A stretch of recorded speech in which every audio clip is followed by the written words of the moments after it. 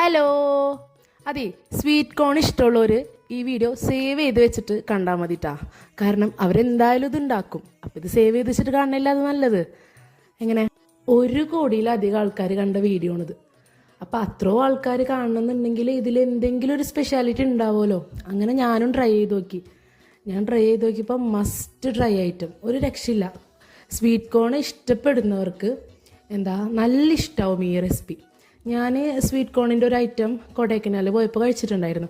എനിക്ക് ആ ഒരു ഐറ്റമായിട്ടൊക്കെ ഒന്ന് റിലേറ്റ് ചെയ്യാൻ പറ്റി. കാരണം അതും ഇത് ഏകദേശം ഒരു കസിൻസൊക്കെ ആയിട്ട് വരും. ആ ഒരു ടേസ്റ്റൊക്കെ എനിക്ക് ഫീൽ ചെയ്ത്.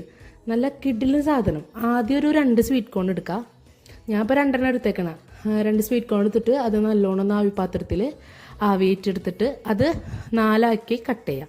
എന്നിട്ട് അത് വെളിച്ചെണ്ണയിലിട്ടൊന്ന് ബ്രൗൺ കളർ ആവരുത്, നല്ലോണം ഒന്ന് ഫ്രൈ ചെയ്തെടുത്തിട്ട് അതിലേക്ക് ഒരു ടീസ്പൂൺ മുളക് പൊടി, 1/2 ടീസ്പൂൺ ഉപ്പും ചാറ്റ് മസാലയും മഞ്ഞൾപ്പൊടിയും ഒരു നാരങ്ങയുടെ നീരും കുറച്ച് മല്ലിയില, എൻ്റെ മല്ലിയില ഉണ്ടായില്ല കേട്ടോ, കുറച്ച് മല്ലിയിലയും കൂടെ ഇട്ടിട്ട് നല്ലോണം ഒന്ന് മിക്സ് ചെയ്തിട്ട് കഴിക്കണം.